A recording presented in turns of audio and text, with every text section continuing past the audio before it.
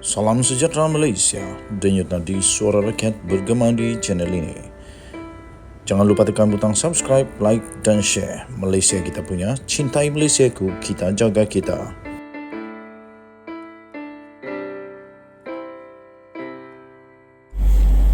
Salam sejahtera Malaysia, denyut nadi suara rakyat bergema di channel ini. Lepas langkah Sheraton, ada langkah Kajang Laga, ada langkah apa lagi macam-macam langkah lah. Langkah London lah, nanti langkah Bendul pula lepas ni. Langkah Bendul, aduh. Macam-macam langkah sekarang ni di Malaysia. Langkah 1000 pun banyak juga. Paling famous langkah Katak. Langkah Katak paling famous. Tak ada yang lebih melampaui langkah Katak. Okey, ada komplot rupanya.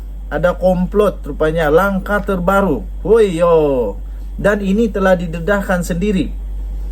Telah didedahkan sendiri oleh orang yang amat mengejutkan kita semua. Maksudnya benda ni ada kan? Betul. Tapi sebelum itu, saya ingin ucapkan bilion terima kasih kepada anda semua yang sudah tekan butang subscribe, like dan share. Bagi yang belum, saya mohon tekanlah butang subscribe kerana ianya percuma dan dapat membantu channel kita ini untuk menjadi channel yang besar, boleh cukup bersuara cukup lantang untuk sampai kepada telinga Datuk Seri Anwar Ibrahim, Perdana Menteri Malaysia. Bagi yang sudah tekan butang join, terima kasih. I love you all. Bagi yang belum, kalau ingin menjadi member dalam channel ini, dipersilakan kerana kita akan mulai memberikan goodies, souvenir, goodie, t-shirt, keychain, macam-macam lagi lah bermula minggu depan sebagai penghargaan kita kepada member yang terpilih. Didedahkan komplot dinamakan Langkah Dewan Merdeka. Kali ini nama dia Langkah Dewan Merdeka. Cuba luluskan usul sekat pertandingan 2 jawatan tertinggi, kata Khairy Jamaluddin. Ini bukan main-main tau. Ini Khairy Jamaluddin yang cakap.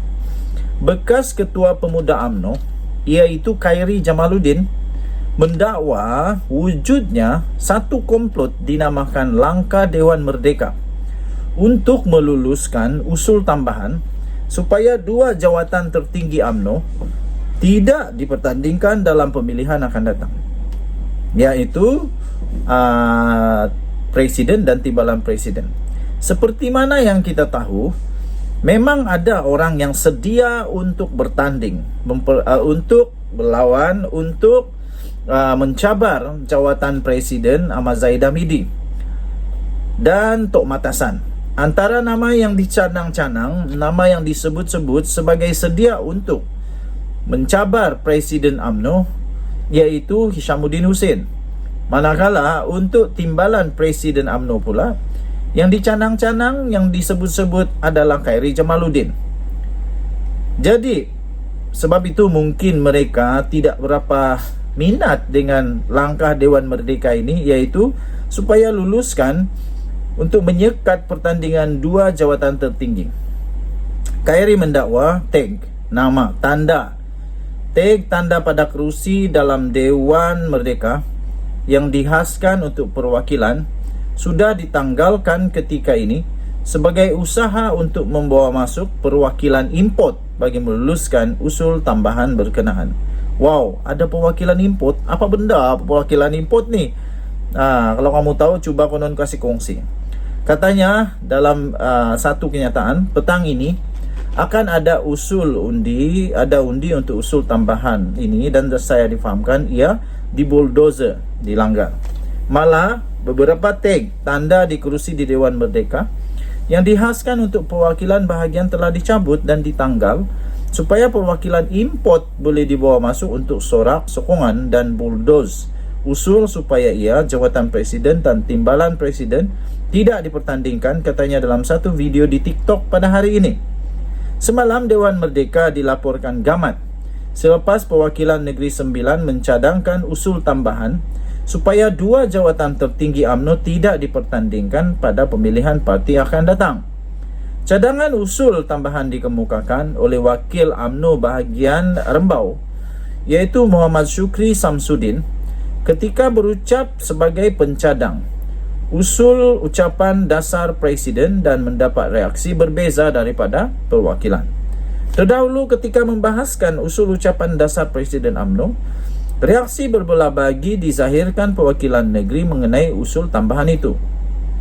Ketua UMNO bahagian Bukit Bintang iaitu Datuk Seri Zainal Abidin Muhammad Rafiqi yang mewakili wilayah persekutuan, senada dengan timbalan Ketua UMNO bahagian Iskandar Puteri, Datuk Pandak Ahmad menegaskan usul tambahan dikemukakan semalam itu adalah bertentangan dengan Fasal 30 Perlembagaan UMNO dan Perkara 10 Peraturan Persidangan.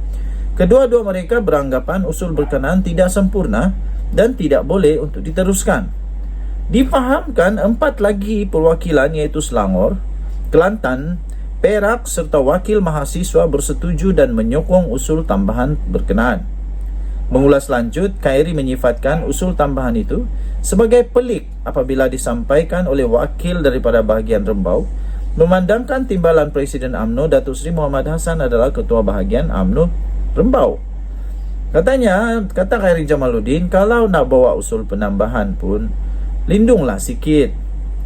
What happened to you? Apa dah jadi pada kamu, Mat Hassan Muhammad? Katanya dalam soalan itu. Sehubungan itu, Khairi yang juga adalah bekas ahli Parlimen Rembau merayu kepada semua perwakilan UMNO dalam Dewan Merdeka supaya tidak meluluskan usul tambahan berkenaan.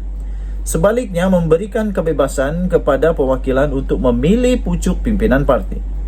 Beliau turut memberi jaminan pertandingan dua jawatan itu tidak akan menyebabkan UMNO berpecah belah.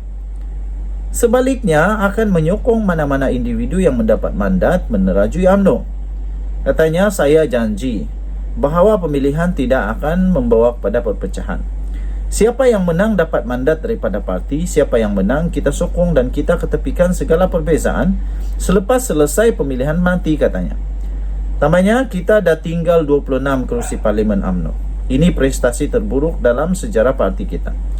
Jadi sangat penting perwakilan dalam UMNO jangan melakukan langkah Dewan Merdeka untuk bunuh demokrasi, menidakkan suara perwakilan di akar umbi, menentukan masa depan UMNO dan memilih siapa yang boleh dan layak menerajui parti kita dan membangkitkan semula Parti Keramat UMNO, katanya. Terdahulu, Ketua Penerangan UMNO Isam Jalil mengesahkan 7 usul dibentangkan dalam persidangan semalam, selain satu usul tambahan iaitu mengenai cadangan supaya jawatan Presiden dan timbalan Presiden tidak dipertandingkan. Beliau bagaimanapun berkata, usul tambahan berkenaan tidak membabitkan sebarang pindaan perlembagaan parti dan hanya membabitkan persetujuan di dalam Dewan. Pada pendapat saya, ulasan saya pendek, iaitu saya setuju supaya Presiden UMNO dan timbalan Presiden UMNO haruslah dipilih semula. Kerana apa? Sebelum ini seperti Khairi Jamaluddin, saya percaya tidak akan ada perpecahan, malah UMNO akan semakin kuat sekiranya ianya dilakukan. Dan ini akan memberikan keyakinan kepada akar umbi bahawa UMNO masih lagi dalam demokrasi. Tunjuk Nadi, Suara Rakyat bergema di channel ini. Bye-bye.